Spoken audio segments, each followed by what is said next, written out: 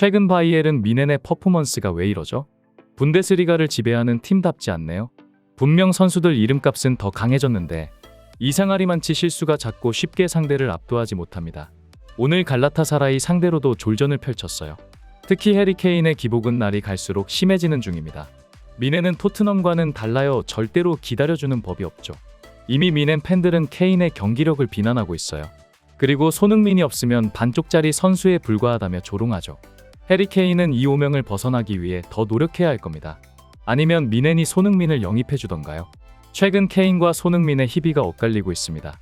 토트넘은 오히려 케인이 나간 뒤 더욱 승승장구하며 리그 1위에 올라 리그 우승까지 노리고 있는 상황인데요. 케인이 토트넘에서 한 시즌 공격 포인트를 40개 가까이 기록할 때도 토트넘은 우승 경쟁 근처에도 간 적이 없었지만 오히려 케인 중심에서 손흥민 중심 체제로 전환한 토트넘은 현재 전례 없는 전성기를 맞이하고 있습니다. 트로피를 들기 위해 토트넘 팬들로부터 배신자, 유다라는 비난을 들으며 팀을 저버리고 떠난 케인 입장에서 참 아이러니한 상황이 아닐 수가 없는데요.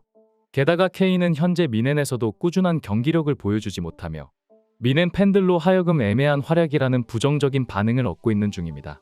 참 재밌는 것이 케인의 공격 포인트는 총 9골 4도움으로 절대 나쁜 편이 아니지만 그럼에도 불구하고 계속해서 부정적인 여론이 나온다는 것은 케인이 중요 경기에서 꾸준히 활약하지 못하며 한 경기에서 골을 몰아넣는 이른바 스텝뻥튀기가 있기 때문이라고 할 수 있는데요.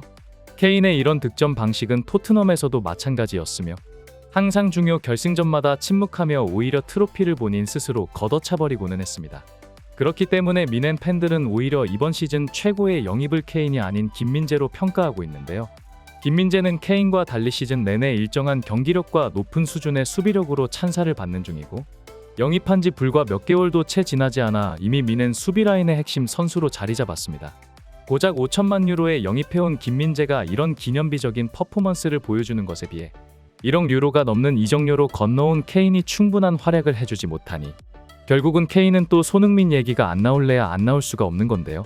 그동안 많은 팬들은 오히려 손흥민이 케인의 수혜를 많이 받아왔다고 생각했고 케인이 팀을 떠나면 손흥민의 공격 포인트는 반토막이 나리라고 예상했습니다.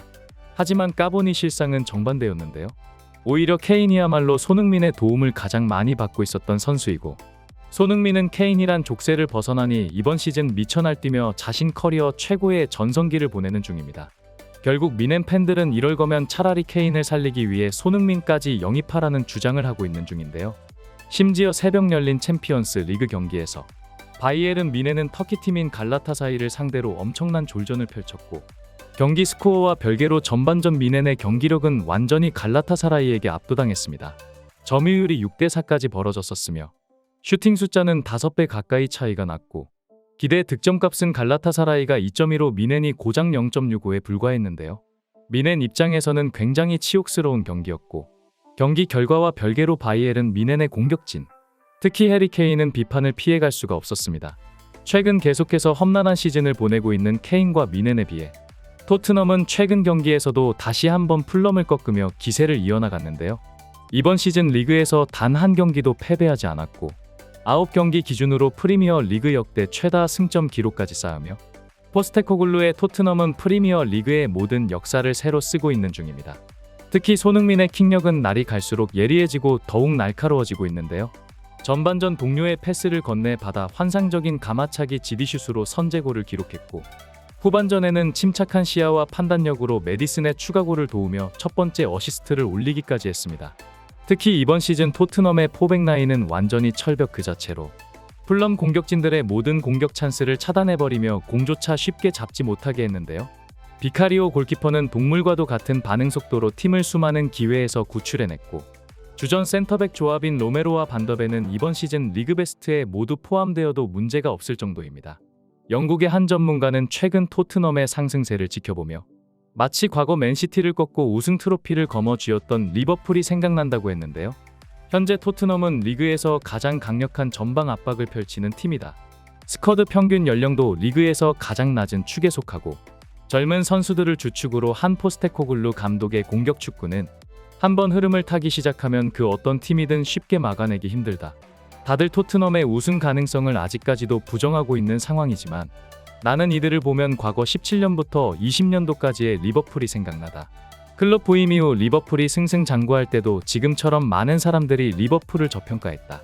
하지만 리버풀은 그 다음 시즌 리그 97점을 기록하며 아깝게 1점 차 준우승에 그쳤고, 그 다음 시즌에는 압도적인 승점 차이로 맨시티를 꺾고 마침내 리그 우승을 거머쥐었다. 이 시절의 리버풀과 현재의 토트넘은 공통점이 많다. 감독이 뛰어난 전술적 역량 아래 리그에서 돌풍을 일으키고 있다는 것이고, 젊은 선수들을 위주로 영입하며 강철 체력을 바탕으로 강력한 압박 축구를 구사한다는 것이다. 나는 이번 시즌 손흥민의 경기력을 보며 더욱 토트넘의 가능성을 높게 내다보고 있다. 젊은 선수들만 있어서는 우승을 할 수 없다. 이들의 중심을 잡아줄 강력한 정신적 지주가 있어야만 한다. 그리고 손흥민은 단언컨대 리그 최고의 주장일 것이다. 과거에도 많은 사람들이 맨시티의 리그 지배를 예상했지만 그 예상을 뒤집고 결국 클럽의 리버풀이 나타나 맨시티를 꺾고 우승 트로피를 빼앗아갔는데요. 지금의 토트넘도 바로 그 시절의 리버풀처럼 파란을 일으킬 가능성이 높다고 내다보고 있습니다. 손흥민과 토트넘은 다가오는 28일 크리스탈 팰리스와 맞대결을 치르는데요. 과연 토트넘의 무패 행진이 어디까지 계속될 수 있을지 지켜보는 것이 좋을 것 같습니다. 항상 빠른 소식을 전하는 스마트 코리아였습니다. 좋아요와 구독 알림 설정 잊지 말아주세요. 시청해주셔서 감사합니다.